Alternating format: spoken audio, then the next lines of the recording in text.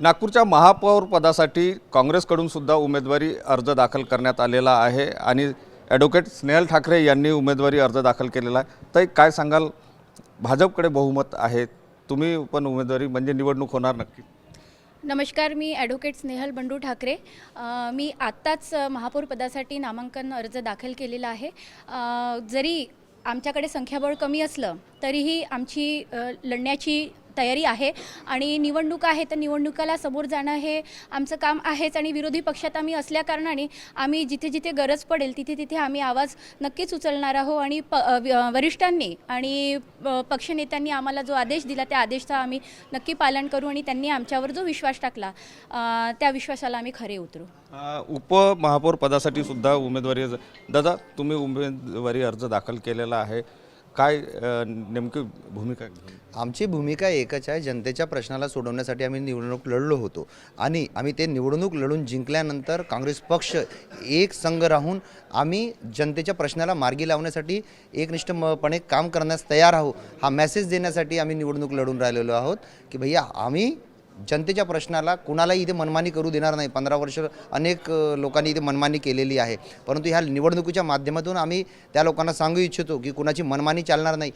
आमची 34ची जरी संख्या असली तरी आम्ही 64च्या ताकदीनं काम करण्यास तयार आहोत आणि सज्ज आहोत। हा मेसेज आम्ही सत्ताधारी पक्षाला देण्यासाठी ही निवडणूक लढून राहिलो आहोत। म्हणजे महापौर किंवा उपमहापौर जरी झाले नाही तरी स्ट्रॉंग विरोधी पक्ष नागपूर महानगरपालिकेमध्ये दिसणार आहे।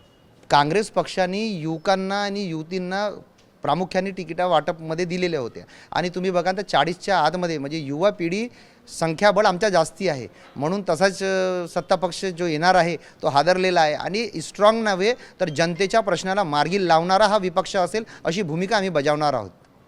दादा, काय सांगाल, विरोधी पक्ष स्ट्रॉंग असेल यावेळेस या महानगरपालिकेमध्ये? निश्चितपणाने आजच आम्ही काँग्रेस पक्षाच्या श्रेष्ठींच्या आदेशानुसार ॲडव्होकेट स्नेहल ठाकरे यांचा महापौर पदासाठी आणि विवेक रमेश निकोसे यांचा उपमहापौर पदासाठी आम्ही अर्ज दाखल केलेला आणि लढाई ही निश्चित होणार। 34 असलं तरी सर्व एकजूट आहे ना आणि सर्व एकत्र राहून ज्या शहरातील मतदारांनी आमच्यावर काँग्रेस पक्षाच्या उमेदवारावर विश्वास ठेवून त्या आम्हाला निवडून महानगरपालिकेत पाठवलं तर त्यांच्या याला आम्ही खरं उतरण्याचं काम हे 34 लोकांची ताकद दाखवून आम्ही इथे निवडणूकसुद्धा लढणार। नक्कीच या ठिकाणी आपण जर बघितलं तर एकीकडे भाजपकडून महापौर पदासाठी जो उमेदवारी अर्ज आहे तो दाखल होतो आहे, तर काँग्रेसने सुद्धा महापौर आणि उपमहापौर पदासाठी आपले उमेदवार देऊन एक निवडणुकीच्या रिंगणामध्ये उतरल्याचं चित्र पाहायला मिळते।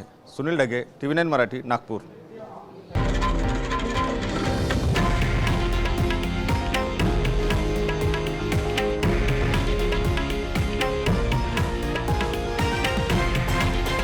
हे आहे देशातील नंबर 1 न्यूज नेटवर्क आणि आपण पाहत आहात TV9 मराठी, एकमेव।